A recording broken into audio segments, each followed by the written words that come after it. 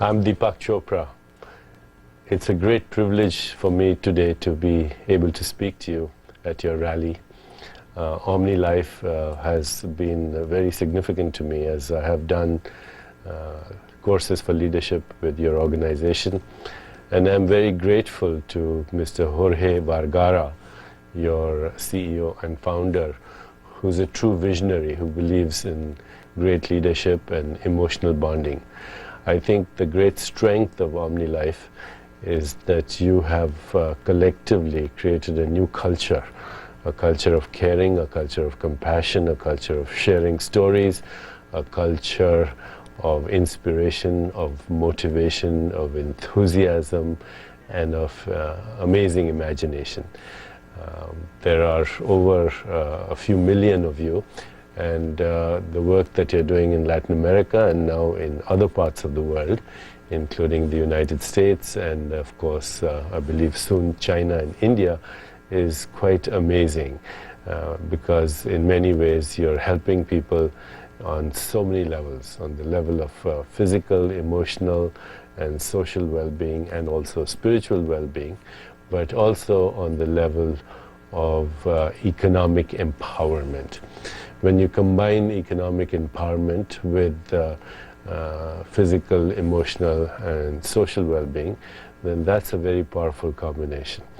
And the great visionary leadership of Jorge Vergara is a very great asset that you have. And I so wish I could be part of your rally this week. I also am very grateful that you have collectively agreed to join the Alliance for a New Humanity. I'm very grateful for the sponsorship that Mr. Jorge Vergara has given the Alliance for a New Humanity. The Alliance for a New Humanity is a global organization, a non-profit that is engaged in personal and social transformation and has the idea of creating a critical mass in the world of peace consciousness. We believe that peace is linked to many other factors in society, including extreme economic disparities, including the fact that there is social injustice in many parts of the world, including the fact that we have a very devastated ecosystem. And so, as the Alliance for the New Humanity and as its president, we have the mandate, or we feel we have the mandate and the responsibility to create a critical mass of consciousness in the world where through personal and social transformation we can address all these issues.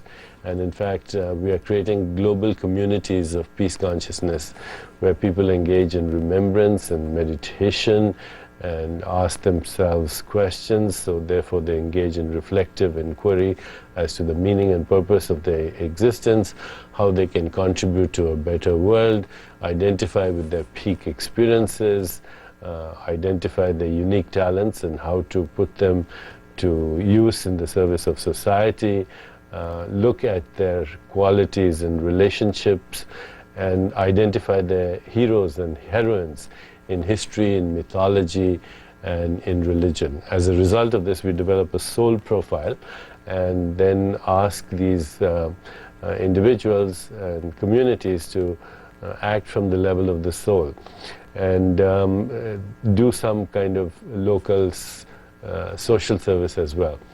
Remembrance, reflective self-inquiry, getting together and doing some kind of selfless work are the keys to this collective transformation.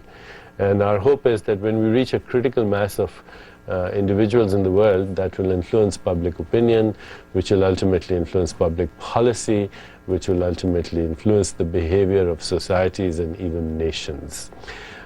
Today we are living in perilous times. We have all this problem in the world, and our ancient habits combined with modern capacities can have a very devastating effect on the world. We have the ability to totally destroy ourselves, totally destroy the ecosystem, and make our planet a very desolate, isolated place in the infinity of the universe.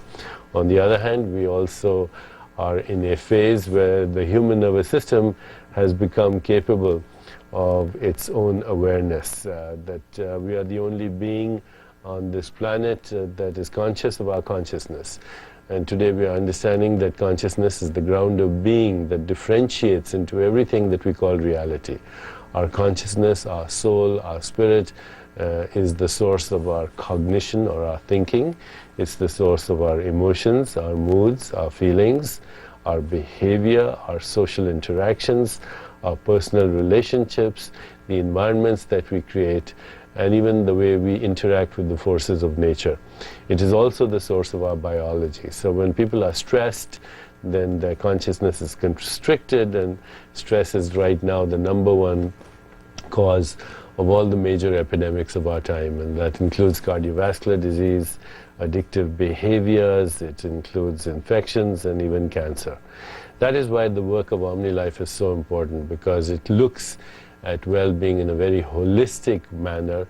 It looks as well-being as including economic empowerment, as including social transformation, and as including physical, mental, social, and spiritual well-being. In fact, health is a higher state of consciousness. And when we understand health as a higher state of consciousness, then we employ holistic methods to heal the ecosystem, to heal violence in our society, and to heal our relationships, and to heal our emotions, in addition to strengthening our physical body through the nutritional supplements that you do, of course. So it's a great honor and a great privilege to partner with Omnilife, which is an amazing organization and which has great visionary leadership. And I look forward to seeing you in Puerto Rico this year, where we have the Human Forum. Our subject this year is courage. The courage to be, the courage to speak up, the courage to tell the truth, the courage to have integrity. And I think Omnilife is a great example, and therefore their sponsorship and their participation in the Human Forum and the participation of Omnilife as a change agent is very significant to us. I thank you very much, and I look forward to seeing you over and over again, and a long partnership with Omnilife and Mr. Jorge Vergara. Thank you.